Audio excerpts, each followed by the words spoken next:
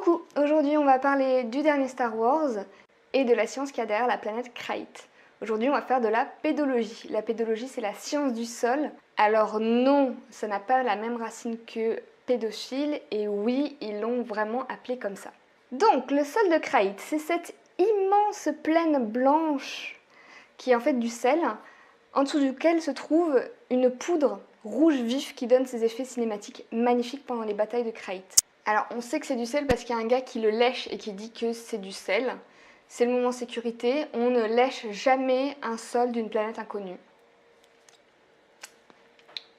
Ouais, ça a bien le goût de l'arsenic. Donc ce sel qu'on appelle halite quand on est un vrai scientifique. Jean-Kévin, voudriez-vous s'il vous plaît me passer la halite? La halite donc, ce sel qui recouvre la plaine, eh bien ça existe sur Terre puisque cette scène elle a été filmée sur Terre, en Bolivie notamment. La zone dans laquelle ils ont filmé, c'est une zone qui résulte de l'évaporation d'un lac il y a 10 000 ans. Donc toute l'eau s'évapore et le sel reste sur place. Seulement le sol qui est en dessous il n'est pas rouge. J'ai lu plusieurs analyses, notamment celle qui dit que le sol en dessous ce serait du sel irradié parce que le sel irradié change de couleur. Seulement j'ai cherché, le sel irradié c'est pas rouge vif, c'est un espèce de marron légèrement rougeâtre, ça ne me va pas du tout. Moi quand j'ai vu ce sol, j'ai tout de suite pensé au ferral-sol. Le ferral-sol c'est un sol qui se trouve dans des zones tropicales et humides. Alors comment il se fabrique ? Il faut savoir que d'abord, avant le sol, il y a la roche. La roche, elle est dure et elle va être érodée par le vent, l'eau et tout un tas de réactions chimiques. Elle va se fragmenter et devenir de plus en plus fine jusqu'à former le sol. Le ferral-sol, je vous l'ai dit, se forme dans des endroits extrêmement chauds et humides. Ce sont les deux meilleurs ingrédients pour éroder une roche. Donc ça va être un sol extrêmement profond. Si tu viens avec ta pelle et ta pioche pour trouver la roche mère, tu vas creuser vachement longtemps. C'est des sols aussi qui sont très pauvres parce qu'il ne reste quasiment plus aucun nutriment. Il ne reste que deux choses, de l'argile de type kaolinite et des oxydes de fer. Et c'est ces fameux oxydes de fer qui vont donner leur couleur rouge au ferral-sol.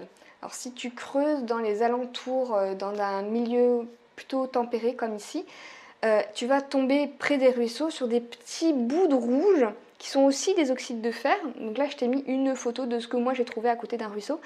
Alors ça c'est ce qui se passe quand il y a d'abord de l'eau qui vient gorger le sol, là le fer va réduire, puis quand l'eau va être évacuée, ce sol va précipiter avec l'oxygène pour former cet oxyde de fer.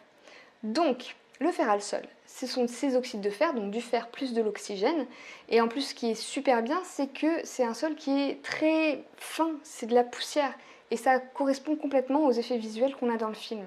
En plus de ça, comme je vous l'ai dit, le fer a besoin d'oxygène pour former ces oxydes de fer. Or, on est sur une planète qui est habitable pour les humains, ils n'ont pas de masque, donc il y a de l'oxygène. Seulement voilà, je vous ai dit que la croûte de sel qui s'est formée au-dessus aurait pu être le fait d'une évaporation d'un lac.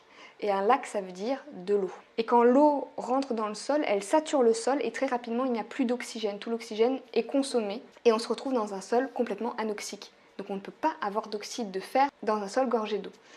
Alors comment est-ce que c'est possible? Est-ce qu'on est sur des temps géologiques très courts, c'est-à-dire qu'on aurait eu d'abord ce ferral-sol qui se serait formé, puis cette zone aurait été submergée par un lac de façon très rapide qui se serait quasiment immédiatement évaporé en emportant toute l'eau et en laissant tout le sel? C'est là qu'on rentre dans la science-fiction. Est-ce que cette planète a eu des bouleversements climatiques extrêmement rapides? Je n'en sais rien.